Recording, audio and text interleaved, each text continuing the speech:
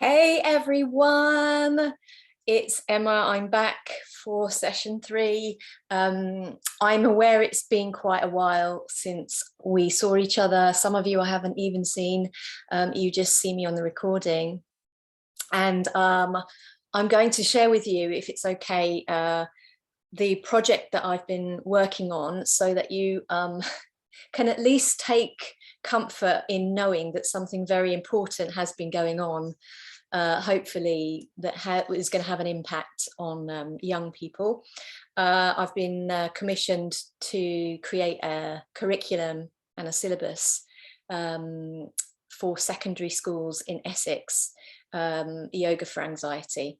And so I've had a deadline and I've had to sweat blood to get that done. And it is done. And I'm feeling like a fierce lion, hence my choice of yoga wear today, because I've achieved that goal to get that syllabus created and the manual printed, crafted, and I'll be delivering it from next week. So thank you for your patience. I have been really kind of wrestling with time to try to get this done, but I'm really happy now that I can give this my full attention. So here we are for session 3. Please make sure that your room is nice and warm, that you've got space, hopefully you won't be disturbed, and that your sound is up, that your screen is in a position where you can see it when you lay down, and you have warm layers in case your body temperature drops. Socks are a great idea. So without further ado, let's get going. Come down to rest on your backs, and I shall join you there as well.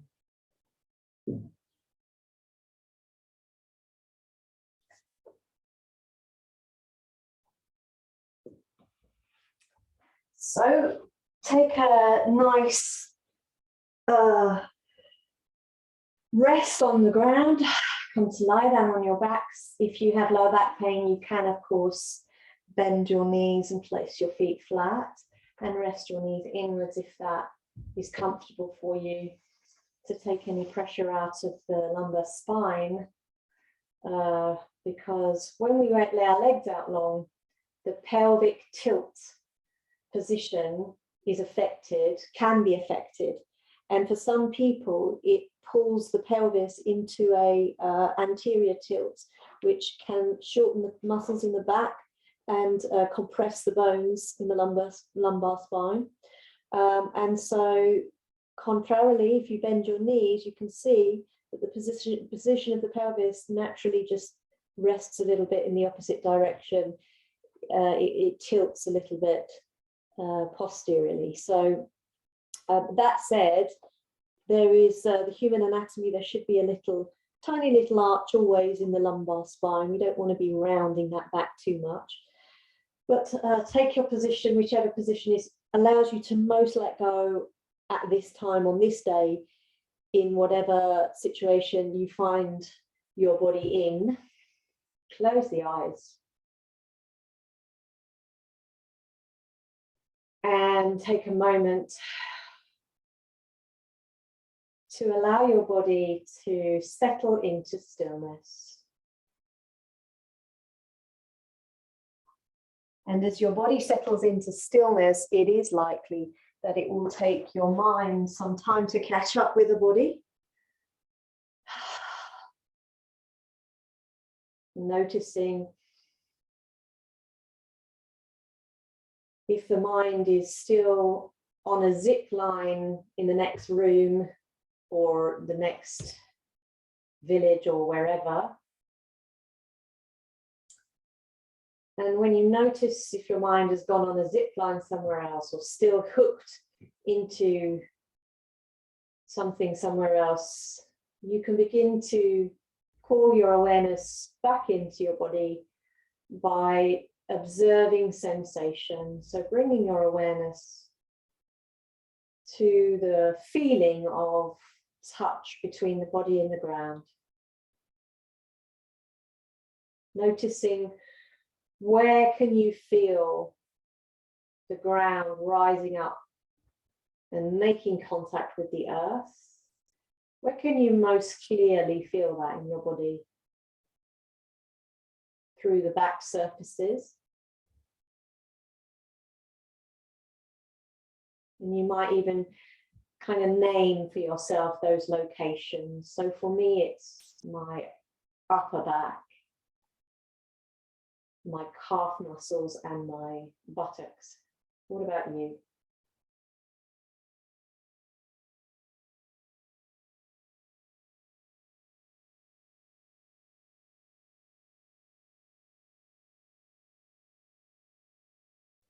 Noticing the length of your legs. How can you sense and feel the length from your hips to your feet? Sensing and feeling the length of both of your arms from your shoulders to your hands.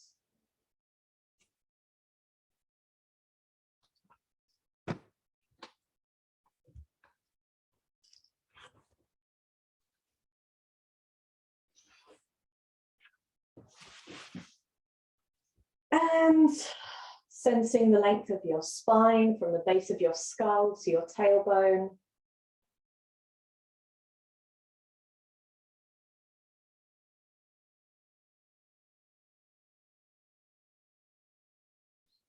And sensing the length of your whole entire self from your feet right up through you to the top of your head.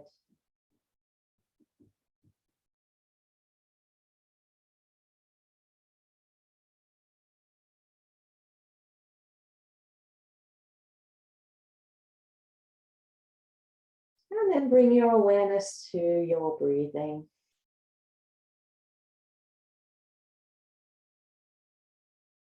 And be curious about how your body changes shape from the inside out as you breathe. As the breath comes in, the volume of the space inside you increases to make space for the breath. And the breath itself, the air itself, presses against the inner borders of your body structures so that your body begins, your torso at least, begins to really expand and spread into the space above you and towards the sides of your body.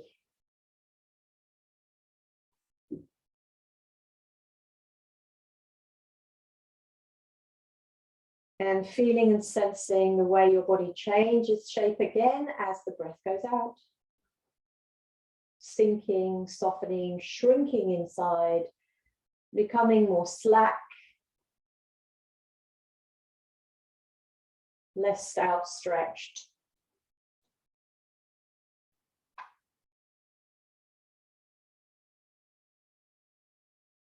And then bring your hands now to cover your eyes lightly. So you're just going to use your hands to shut out the light for a few moments. So softly rest them over the eyes. And bring your awareness to the breath as it travels through the nostrils now.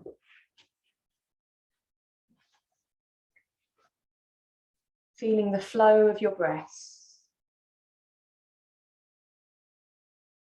as it moves like a gentle stream through the nasal passages and down through the back of the throat, into the lungs, and all the way back up and out again.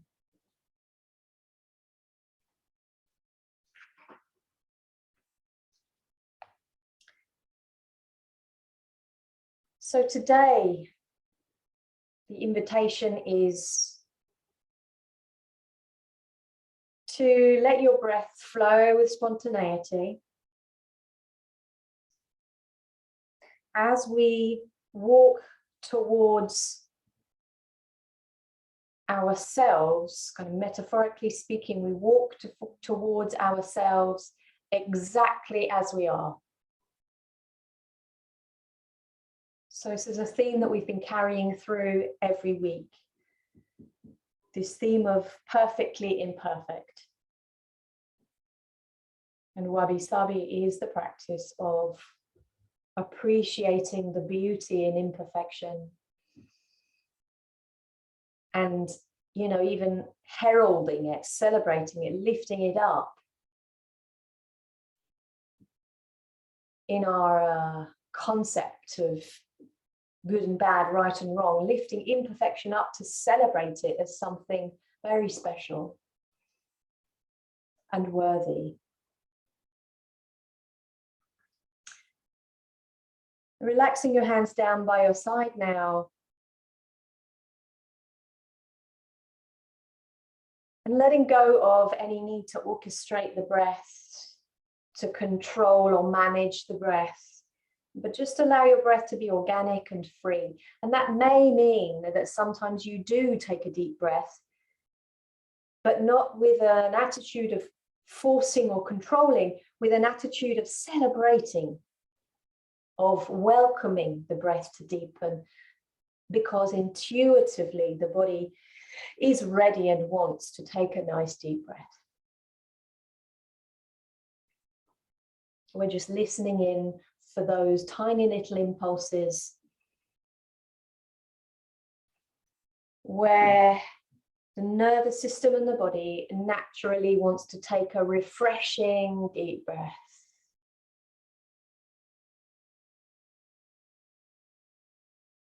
Being exactly as you are, and recognizing that the practice is here. The practice of yoga is here now. It's not somewhere other than where you are. So whoever you are, whatever you are, however you show up in this moment is where the practice of yoga happens.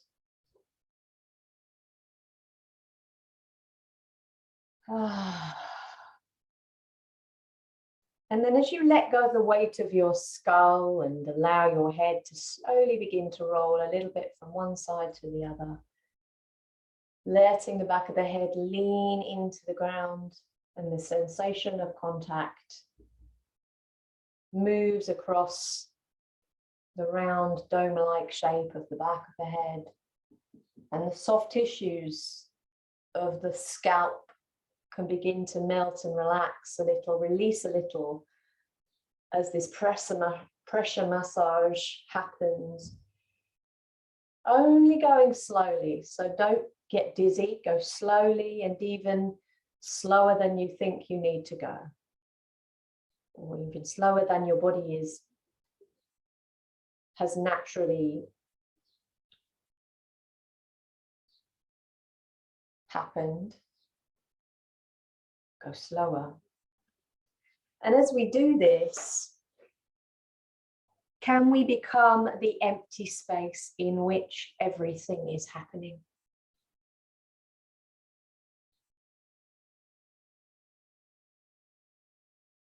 Calming the empty space in which everything is happening.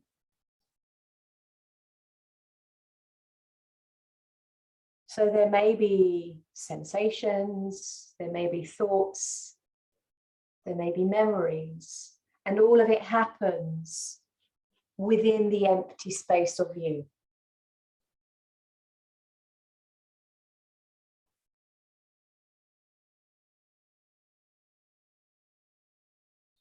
And what happens when we stop doing, but we start being? So let your head rest in the middle now and pause, just let go. What happens when we stop doing?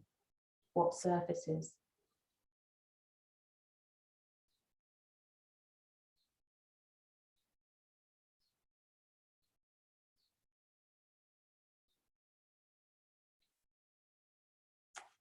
And we're going to begin by very lightly and softly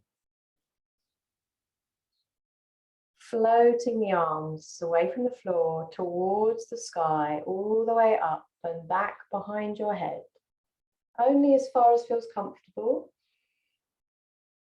And notice where there is a spontaneous expansion of your breath, and then slowly float your arms down back by your sides again, and do this several times, really slowly and gently,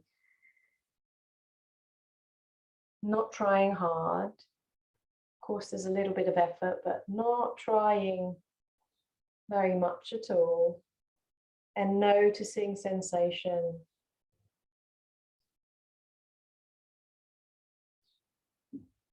The more freely we breathe, the more spontaneity can emerge within us and can live through us.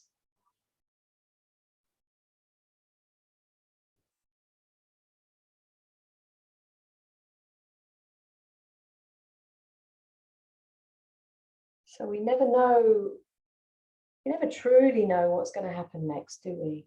I mean, we have an idea and we have plans, and sometimes things happen that we expect, and other times we have little surprises. And how would it be to have a sense of letting go of control and just being aware and open to the little surprises in life? Spontaneity, the dance of life, sometimes unpredictable. Next time your arms come down, just relax them once again on your side.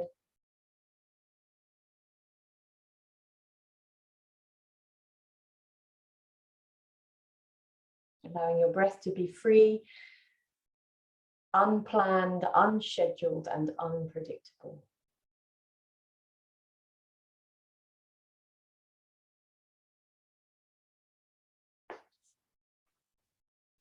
And then when you're ready, slowly and gently bend your knees one at a time. Bring your feet hip width apart, your knees hip width apart. If they're not bent already. And then really feel the weight of your pelvis. You could even bring your hands to the sides of your pelvis so you can get a sense perceptually, kinesthetically, between of the space, the width of your pelvis between the space of your hands. Yeah, and feel where your hip bones are, and have a sense of the depth of your pelvis. So from the top of the hip bones, you could glide your hands around the sides of the buttocks towards the sit bones there and get a sense of the depth of your pelvis. And then we can get a sense maybe of the volume. So if you lift your pelvis up slightly and slide your palm face down underneath your pelvis and let your sacrum rest on your hand, first and foremost, it's quite comforting, or it can be. If it's not, then don't do it. But your top hand can rest on the top, and then you get a sense of the depth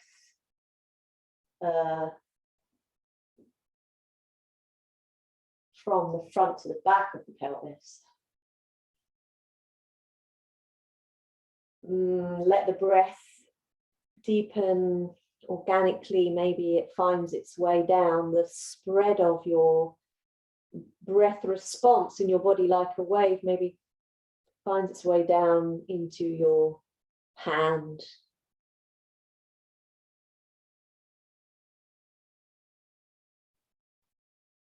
And let's not leave, if you're doing this, let's not leave the other hand out. So you may like this or you may not. You can release your underneath hand and give it a little wiggle, and then you feel all of the blood flow come back into your hand. It's maybe a little bit tingly, and all that beautiful systolic type pumping of the blood can rush back through the joints and the bones and the joints of the hands, nice and nourishing. If you are not enjoying that, then obviously don't do it. As I've said already, just you can rest both hands on your belly and just connect your breath. Otherwise, place the other hand underneath your pelvis by just rolling off to your side and then come back. And allow the weight of your pelvis to squash your underneath hand. sense and feel the volume between top hand and bottom hand as you breathe.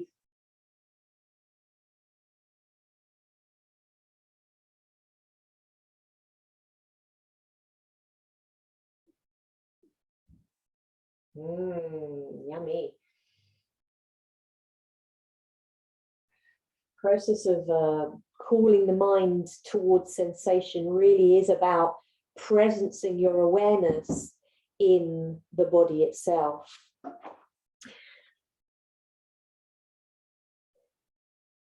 So now you can take that hand out and release your arms by your sides. And then we're just going to lengthen out the left leg. Very simple. Take your arms out to a T shape so they're resting on the ground in line with your shoulders. And then begin to press down through the sole of your right foot and angle your right knee across towards the left side so that your body begins, your torso, your belly, your hips begin to rotate to the left. And you begin to feel the spiraling rotation of your belly and your ribs. And then gently release your weight, the weight of your pelvis, back down into contact with the earth to rest. And the knee comes back towards the ceiling. And then the beauty of this is that there is no rush. Somatic yoga invites you to slow it right down, to shift gears, so good for the nervous system. And so you don't have to go when I say, you can go again whenever you like. If you want to rest longer, then please do. But I'll instruct it anyway. So press the foot down gently into the earth as the right knee angles towards the left, rolling the weight of your pelvis into the left side. The right side of your hip pelvis floats and your belly is taken with your pelvis towards the left side, leaving your ribs and chest behind. So there's a beautiful rotation that flows up through you, and then gently and softly begin to allow the knee to move back towards the ceiling as you rest the weight of your pelvis slowly back down. Ah, you see, there was a spontaneous sigh. I do a lot of those, I have to say. Please feel free to do the same. When something feels pleasant and it has the effect of unwinding tension, then often there is a want to naturally express the relief you feel, the pleasure or the joy. So you can allow that to happen if it wants to happen. And sometimes the release is not pleasure or joy. Sometimes it's it may be grief or sadness. Could be anything. Point being that when we start unwinding slowly, the body lets go of what it needs to let go of. Now, as you do this, you can start to allow the head to roll in the opposite direction to the way the knee is pointing. So you start to roll the head to the right. Your eyes can go with you to look towards the right hand, only as far as you can. Don't force or push anything. And then as you lower the pelvis back down, the head comes back to the center.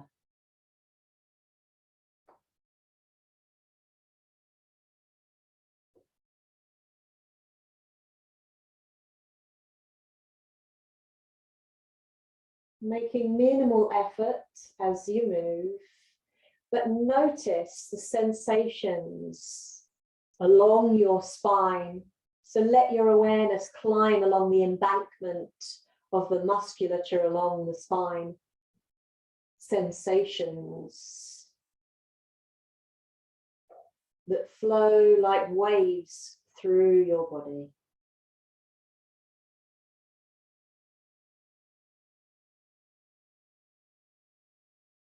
When the next time that your pelvis lands back down to rest on the ground.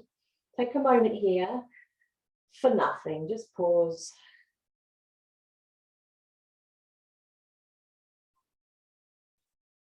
Perhaps connecting again to that idea of becoming the empty space within which everything happens.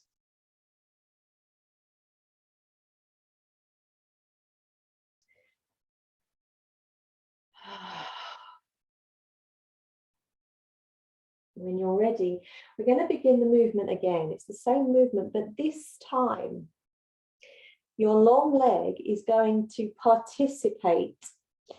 And when I say participate, what's going to happen is when you press your right foot down and your pelvis begins to roll, you're going to start to bend at the hip crease and the knee crease.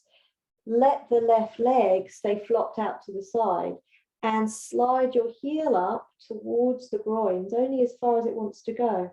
So you're still doing the same movement with the right foot, leg, hip, the rotation. And then as you lower the pelvis back down, you can allow your left leg to slide back out, the heel sliding along the floor, all the way out until your leg is fully extended and you are resting back where you started. And then as you continue with this, you can continue with allowing the head to roll in the opposite direction to the knees.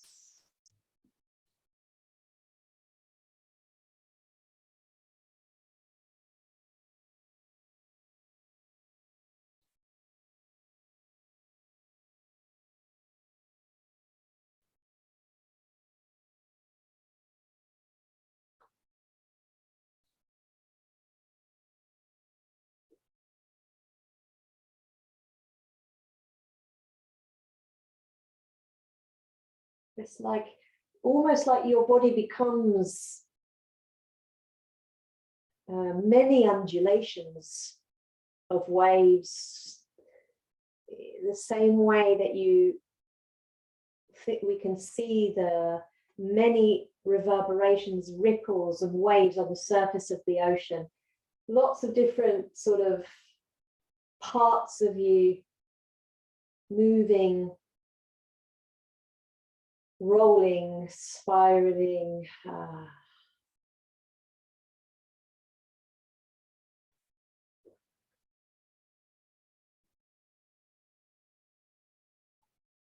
Becoming watery, if you like, substance-wise, body-wise, like you're made of water almost, or a thick liquid at least.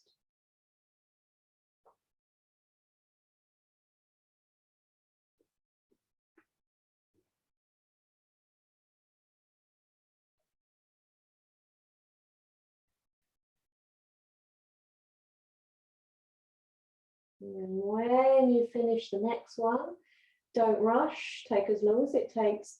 Bring your arms a little bit down by your sides, lengthen your right leg out and have a little rest.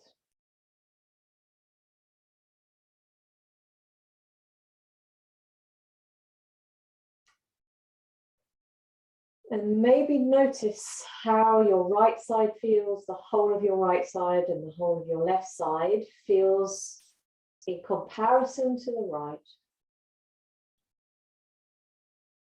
Does one side feel longer or shorter? What do you notice?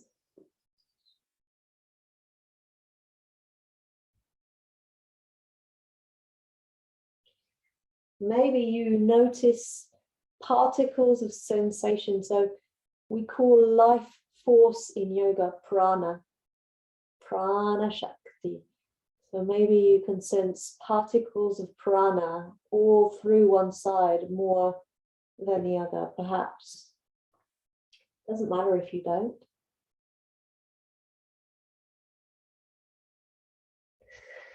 So then we're going to bend the left leg, place the left foot flat.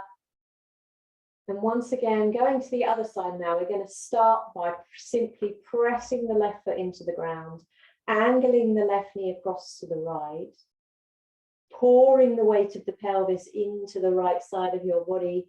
The right side of your body leans into the ground. as the left side of your pelvis floats towards the right, and the belly, solar plexus, and the ribs begin to rotate as well. And then gently and slowly lowering your pelvis back down, resting the weight of your pelvis into the ground. Ooh.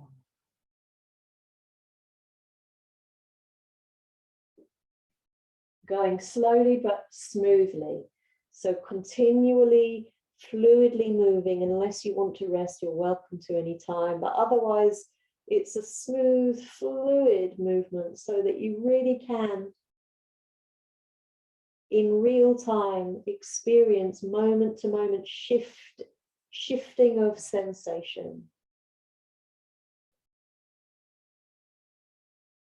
And as you move, allowing your head to roll in the opposite direction to the knees. Just let the weight of the head go. Yeah.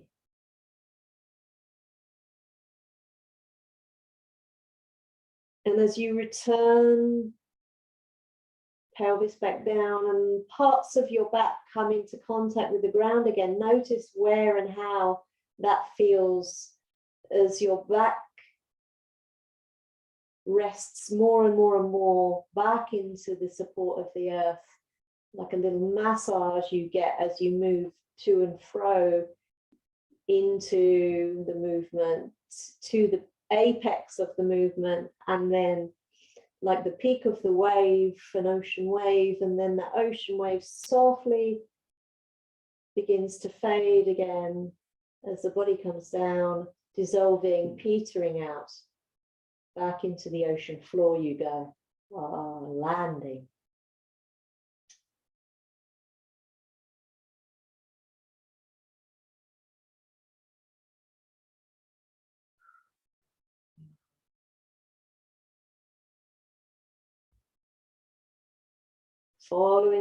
Let your awareness follow the sensations all the way along the embankment of your spine,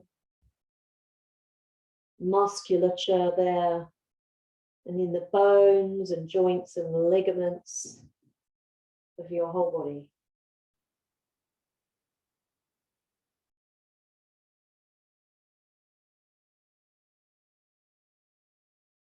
You never have to go to the end point of the movement, to the apex of the movement. In other words, you never have to go to your full range of movement if it's not feeling good. Only do what feels pleasant and easy. Only go as far as your body, as you feel your body is welcoming the movement without any distress.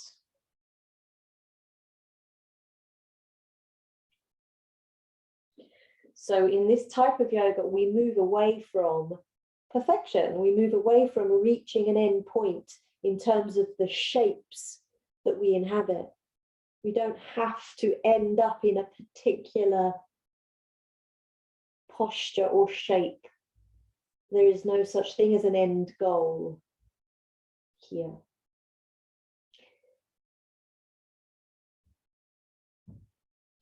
So we're off the hook. We don't have to get anywhere. We don't have to go anywhere. We don't have to have ambition. So let go of ambition.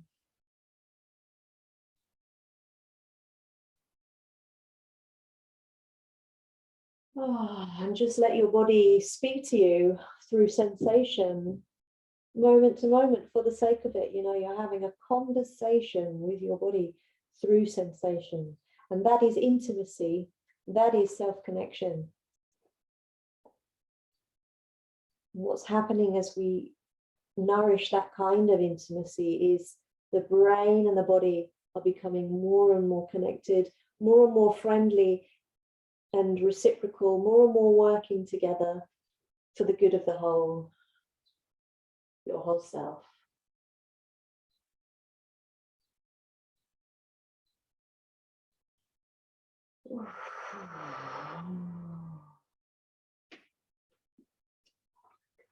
So I'm changing ends, but you don't have to. It's just so you can see my outstretched leg. Arms back into a T position. I think I forgot to say that before, but it's all right. It doesn't, there's no such thing as perfection. Wherever your arms feel comfortable, suggestion to have them out wide. So as you go into the movement, you start to invite your outstretched leg to participate in the soft crease at the front of the groins and the soft crease at the back of the knee, these two areas that bend, and the angle of the joints open and close. We start to enjoy that sort of clockwork type movement through the joints. So as we press into the left foot and the left knee angles across, we begin to bend in the front of the hip and in the back of the knee, sliding the heel towards the buttock. The right leg stays flopped out to the side. My left hip is floating because I've rolled the weight of my pelvis into right side, and I'm pressing down through the left foot. And then gently and softly, as I lower my pelvis back down, as I unpush through the left foot, my right foot slides all the way back out, reaching its full length when my pelvis finally properly lands back down. And again, keep allowing your head to roll in the opposite direction to the knees.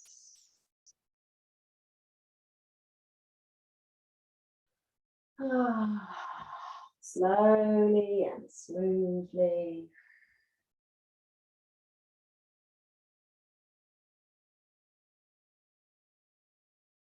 Notice the way your back comes into and goes out of contact with the earth, with the floor.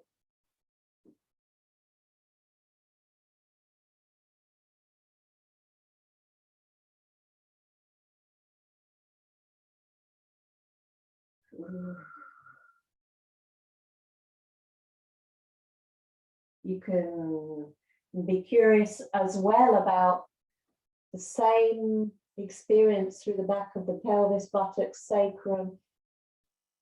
When it goes out of and back into contact with the floor, you're getting a little massage, pressure massage, as the back of you, parts of you spread back into contact with the floor again.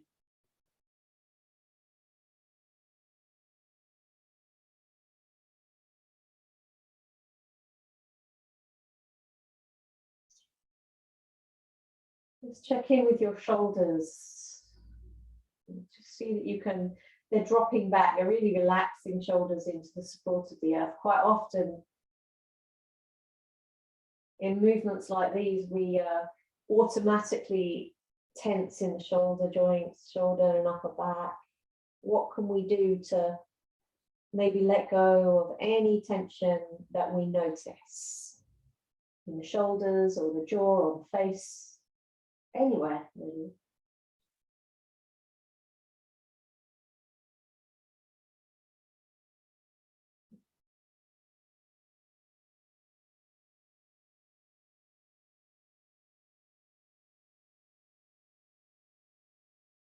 Let the slowness and the simplicity of what we're doing nourish you.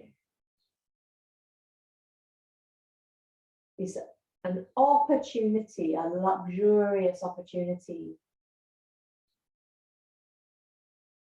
to slow down and to luxuriate in your sensory awareness.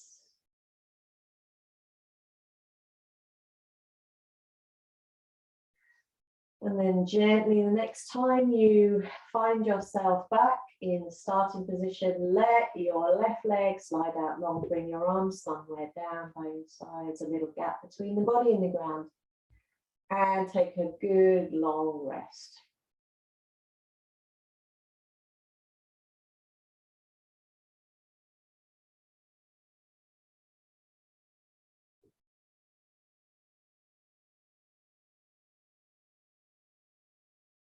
How do you experience your breath in the lungs, in the belly? Now,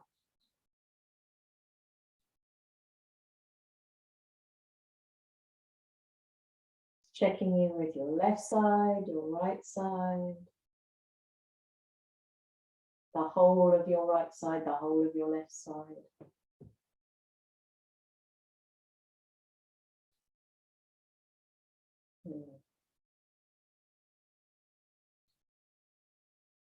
Take lots of good quality time to breathe all the way in. And all the time that you need to breathe all the way out, letting everything go.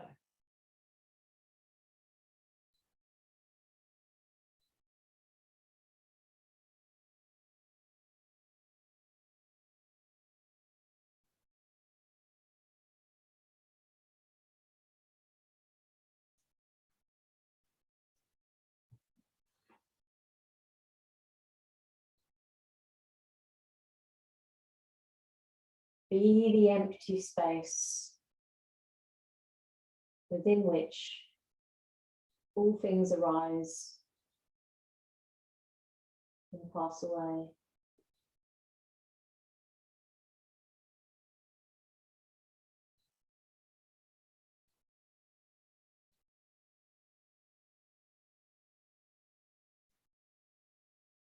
Slowly and gently, when you're ready, let go of that moment of delicious rest. Bend one knee and then the other.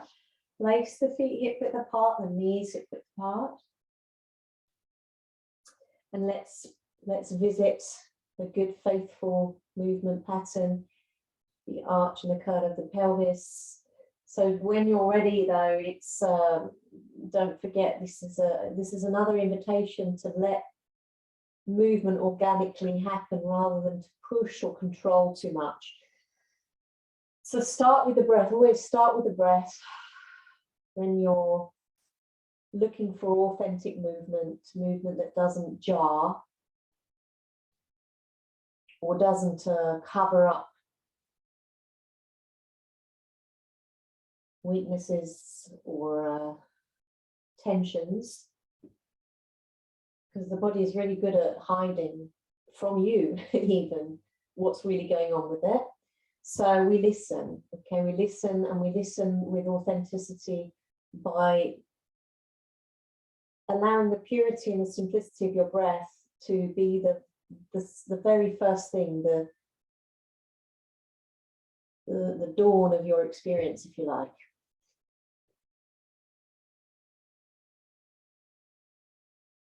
You can feel that beautiful rise and fall of the belly, perhaps.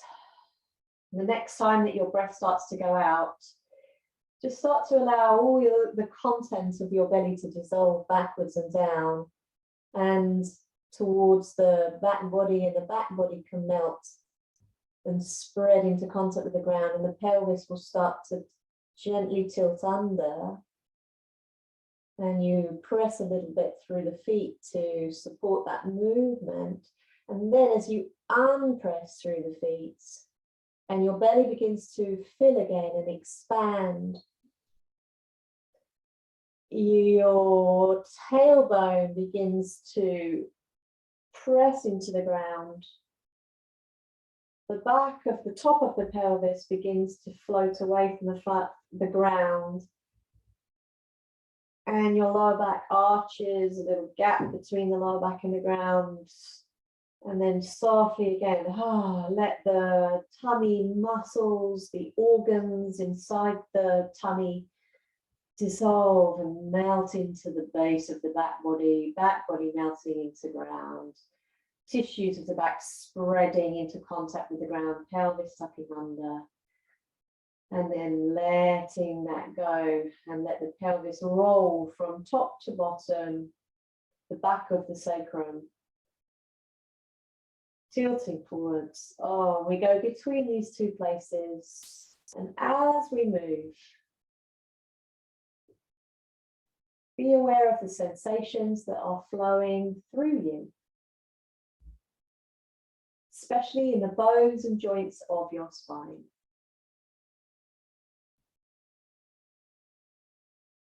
Just with an open, receptive curiosity, noticing moment to moment.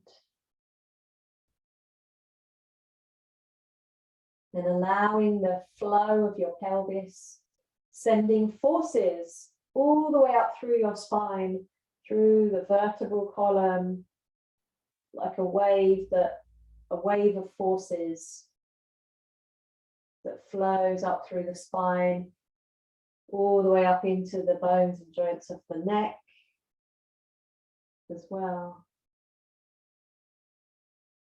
And then you're going to just go a little faster, really allowing the pelvis to nudge and pull on the vertebral column so that it slides in between your shoulder blades, up and down. Spine goes up and down through you, letting the head release and become loose, letting the neck loose. So you might start to get like a nodding pattern in the neck and the head. And then pause.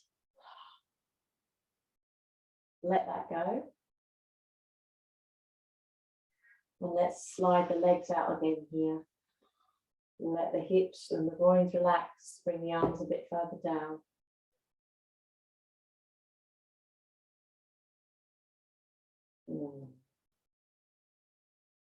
When we stop doing, what emerges in that space? What surfaces? And can we allow it space to be there?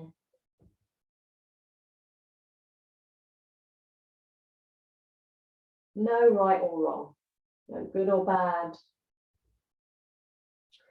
No good, better, best.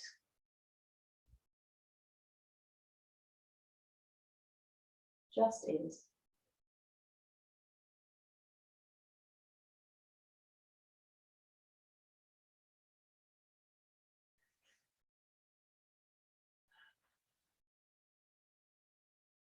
Now, once again, you're going to slowly bend one knee in and then the other. Place the feet flat, hip width apart, knees hip width apart. And you're going to bring your hands to the back of your skull and with your fingertips massage the tissues where the hairline meets the neck, and slightly above that, the nape of the skull, the base of the skull, which is called the occiput. All those strong neck extensors that hold the head up.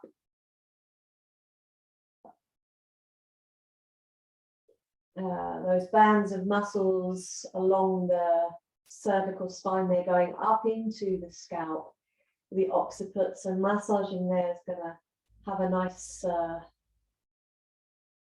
tension busting effect on the tissue surrounding muscles. Also, when you massage the base of your skull, you are stimulating the area where the vagus nerve stems from. It's the vagus nerve, the wandering nerve, the nerve that switches on the parasympathetic nervous system, rest or digest, or I am safe. Yeah.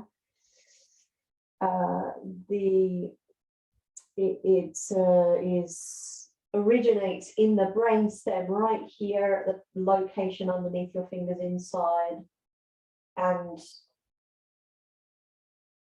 travels down. So I'm stimulating the vagus nerve here. And then you can bring your fingers around to your actual crown, the rest of your scalp, and just give your head a little massage.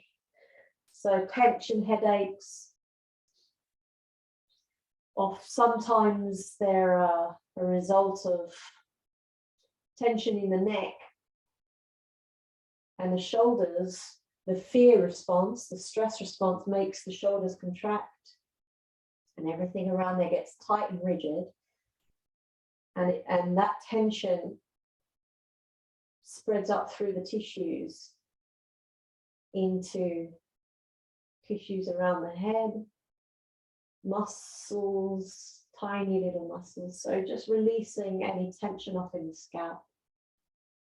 You can even massage your ears if you like, and your ear lobes.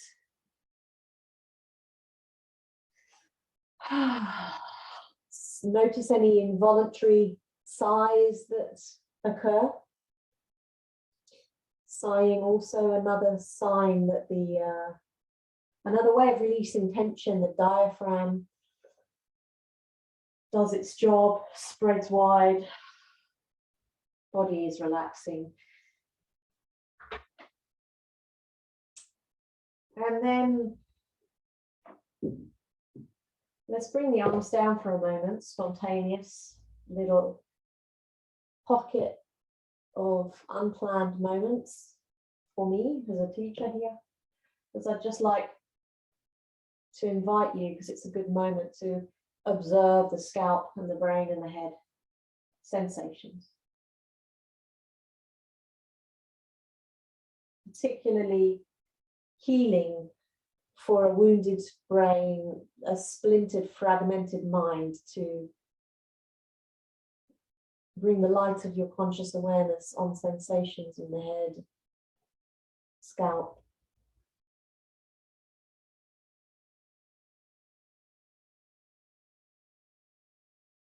Awareness itself is very healing. Just by paying attention, the body responds to that. So now we're going to bring the hands behind the head again, but this time we're going to interlace the fingers, creating a little cradle or a sling, and rest the bottom part of the skull in your hands, and the elbows are wide.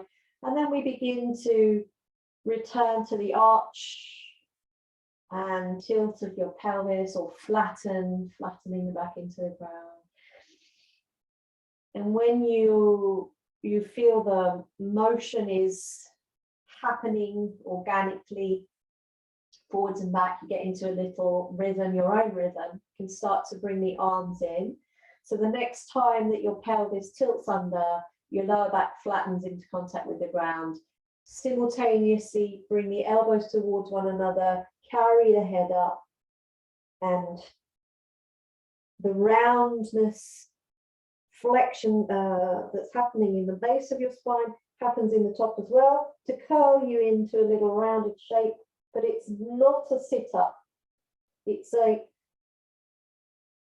movement exploring flexion and extension of the spine. So it's about spinal health.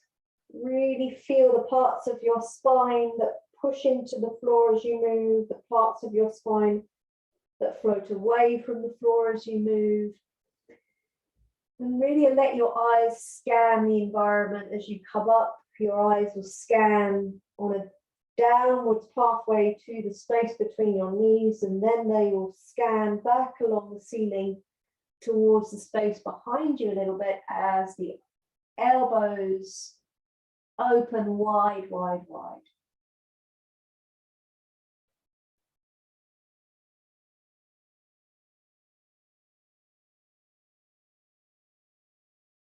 Checking in with the jaw. Is there any way of releasing the hinge of the jaw a little bit more?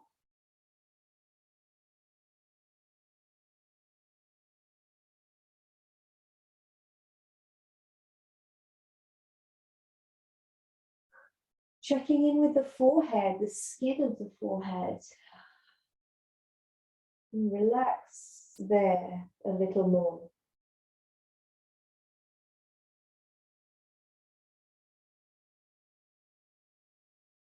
Don't get tired, so have a rest whenever you need. Pause whenever you need.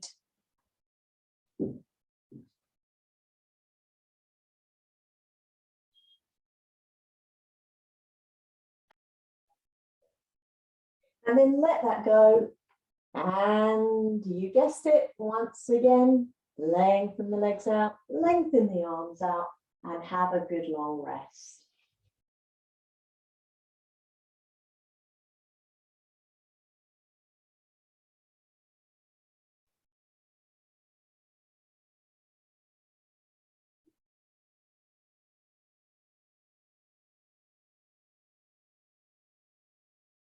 And just be with the pulsations, sensations.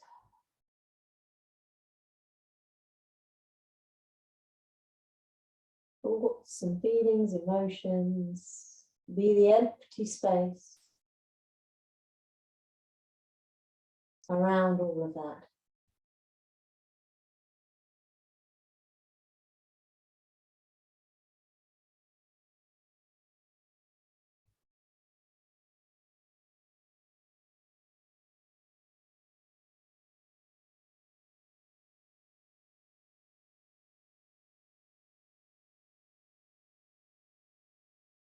And then gently and slowly let that go. Bend your knees once again.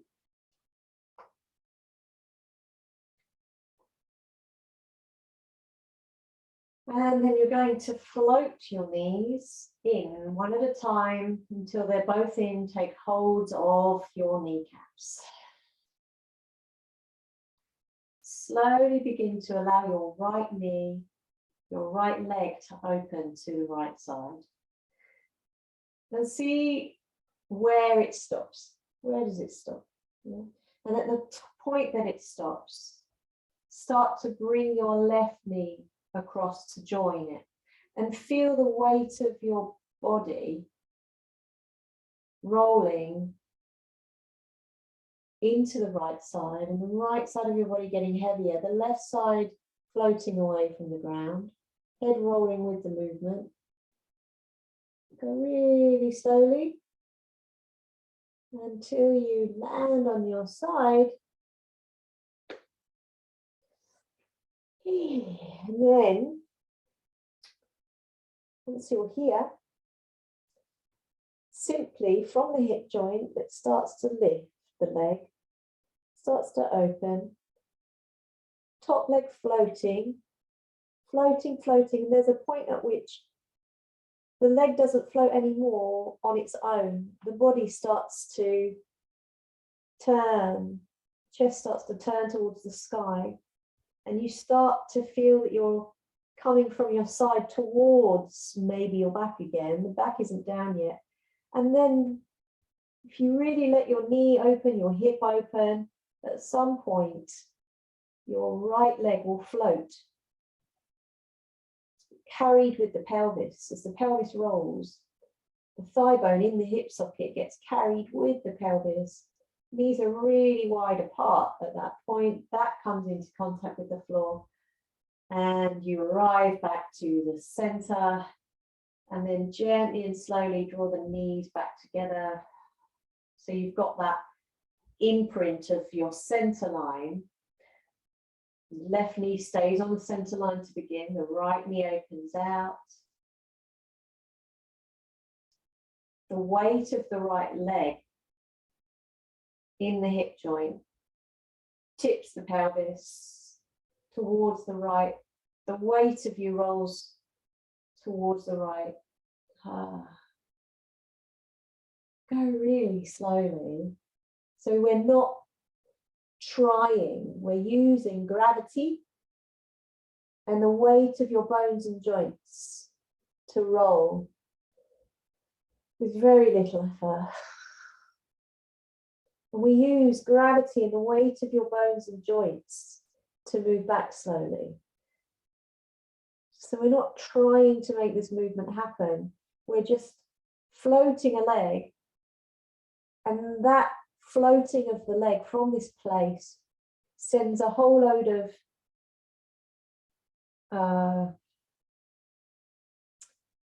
physiological events in motion that happen like a domino effect.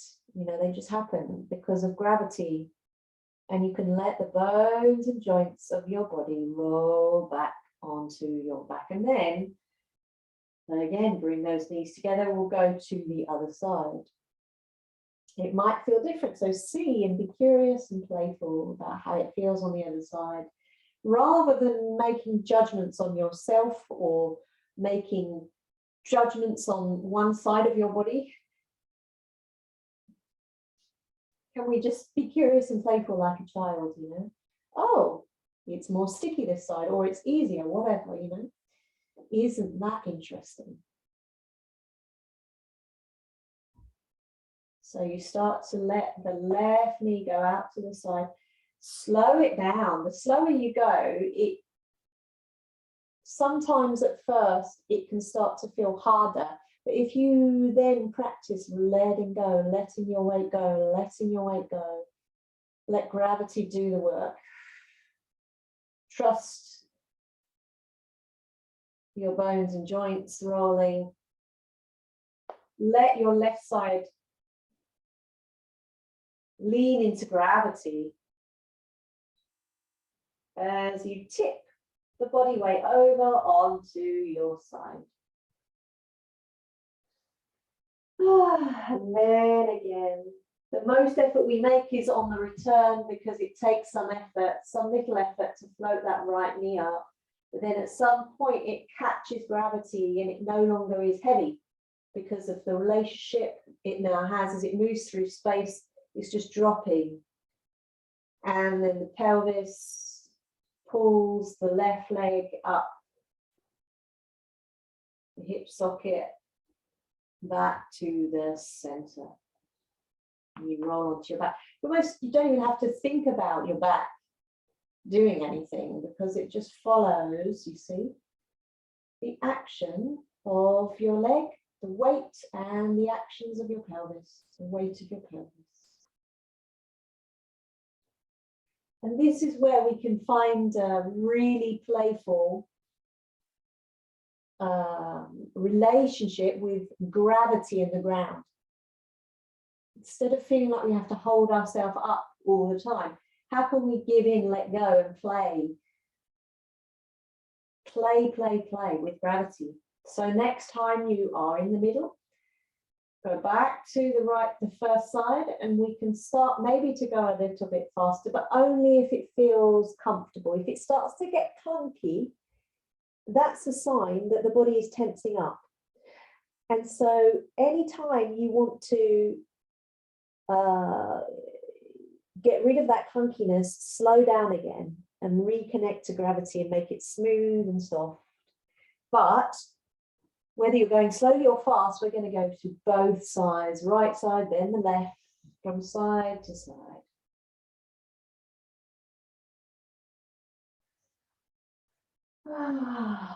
Opening and excuse me, closing. I've got a smile on my face because it makes me happy to just roll from side to side like a little baby, like this. Now, if it's feeling smooth and fluid, then maybe try going a tiny bit faster. Don't try to go really fast straight away, because sometimes we try trying to jump over 3 hurdles at once. So just take one hurdle at a time. And if it gets clunky, then slow down again. Now, as you keep playing, slow it down and let the movement start to get smaller, so you're not quite going all the way to one side or the other. Just tipping like a boat rocking,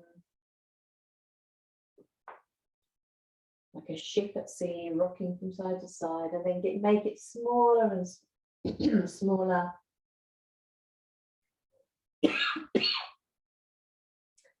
Until you're back in the middle. And then let go of your knees, let the legs lengthen out. Before we completely rest, take your arms towards the ceiling and just very lightly circle your hands, your wrists in one direction. How soft and light can you do this, and then in the other? If there's any tension in the wrists from holding onto the knees. And then if you want to, you can, I don't know what that's called. You call that what you like, jazz hands? No, that's jazz hands.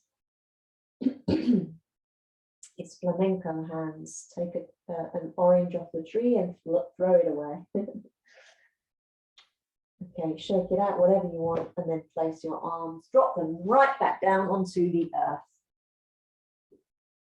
breathe and rest.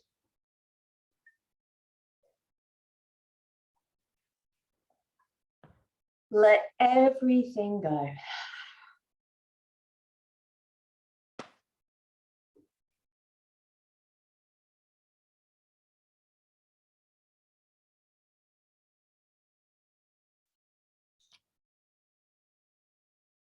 Notice how your body makes contact with the ground now.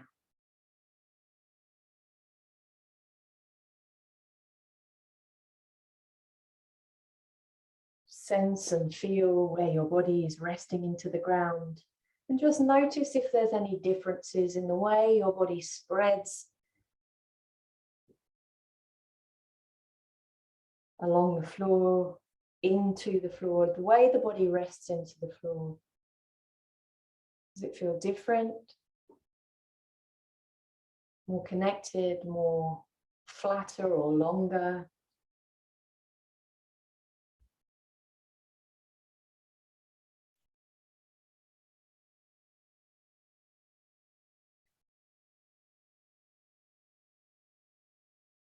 Sensing the way your body changes shape now as you breathe.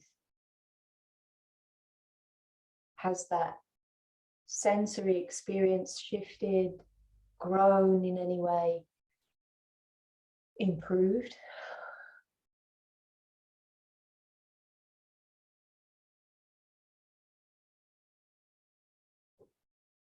And I'm going to read you a poem by Kenneth Wabi called In Search for Perfection. Time was invented by those who are not perfect, to instill some semblance of order and certainty, to distill the impurities inside the sphere of uncertainty in his pursuit for the garment of perfection. Mankind thought he had stumbled across a precision tool for validity, but he was wrong. Validity is not measured in timeliness. Truth and logic are not the same. Mankind was pursuing logic and left the truth behind.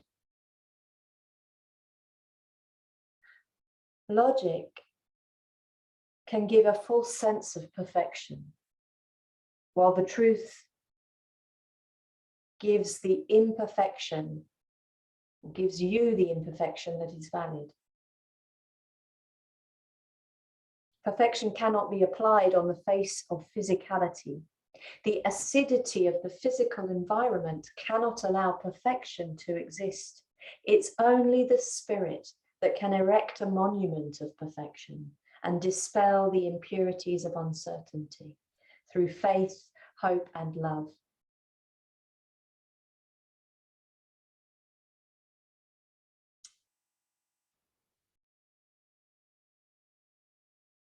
Then there is the art of silence,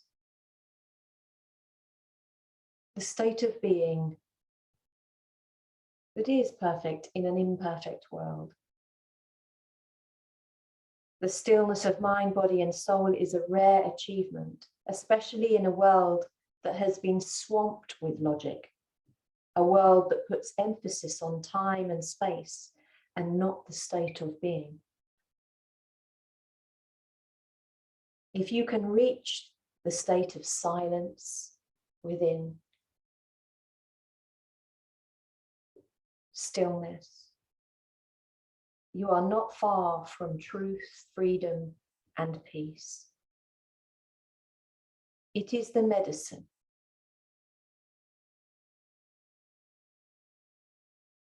against fear and hopelessness.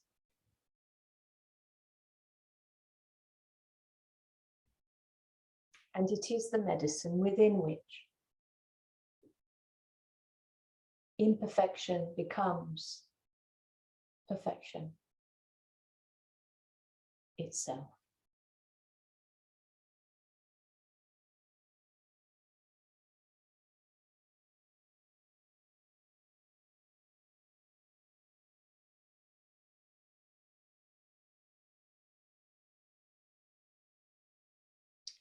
Bring your awareness once again to the length of both of your legs. Sensing how your legs feel. Sensing how the length of both of your arms feel now. Sensing the legs and the arms together. And then sensing the length of your spine from base of skull to tailbone.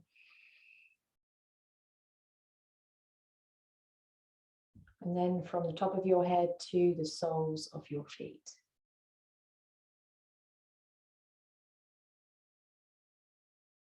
And then we're going to finish off by gently floating our arms towards the sky, all the way up and over and back behind the head. And as we do, let the breath come in and feel as if you're breathing through your whole entire self. The lungs spread through your whole self. Arms back down. Just do that a couple more times. Notice how it feels now. Let your breath move through you spontaneously.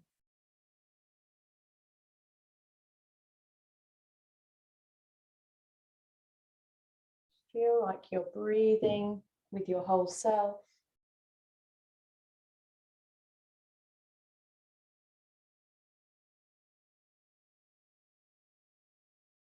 And then let go of the weight of your skull. Let your head roll a little bit from one side to the other. Notice how that feels now, how the neck feels, the shoulders. Let that go, and then gently and slowly bend your knees, roll to your side. And in your own time, being very quiet and gentle and slow, bring yourself up to a seated position.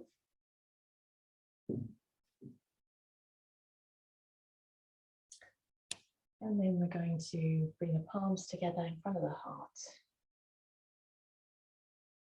Take a moment of quiet for yourself here. Just checking in with your inner atmosphere.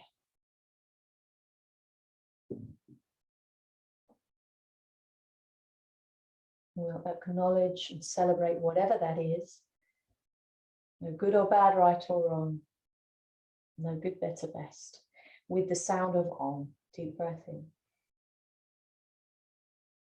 Om.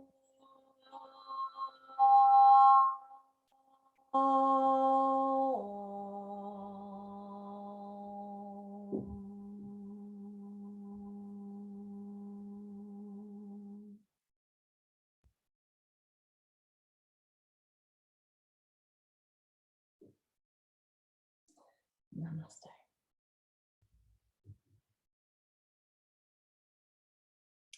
Thank you very much, everyone.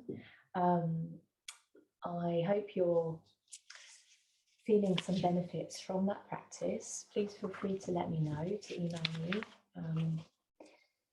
and send me a few words about how that practice was for you. And I'm just going to read you the optional home task this week, which is to do with the home. And simply imperfect. If an old chest has significance to you, for example, a missing drawer doesn't have to be an eyesore. It can be a sign that this piece has been used and enjoyed. Utsukushi is a Japanese word for beautiful, and it evolved from the original meaning being loved. So anything that is loved is beautiful. Wabi Sabi celebrates what's handmade. Instead of settling for mass market junk, perhaps consider items in your home which are unique, A lovingly thrifted kitchen table has more value, perhaps, than a gleaming new piece of particle board. Think about a color palette that mimics what's found in nature, perhaps. These are just ideas for inspiring your home with Wabi Sabi. It doesn't mean embracing clutter. Griggs Lawrence explains, there is thought and work behind it, not neglect. An exquisite teapot can't shine if it's wedged into a crowded china cabinet. Clear the space so you can give it a shelf of its own and truly appreciate it each time you pass by. Every object in your home should be beautiful, useful, or both. So that is the inspiration for this week. And have a good week ahead, and you will receive the last session sometimes towards the end of next week. Wishing you lots of love, and I will see you then. Bye, everyone.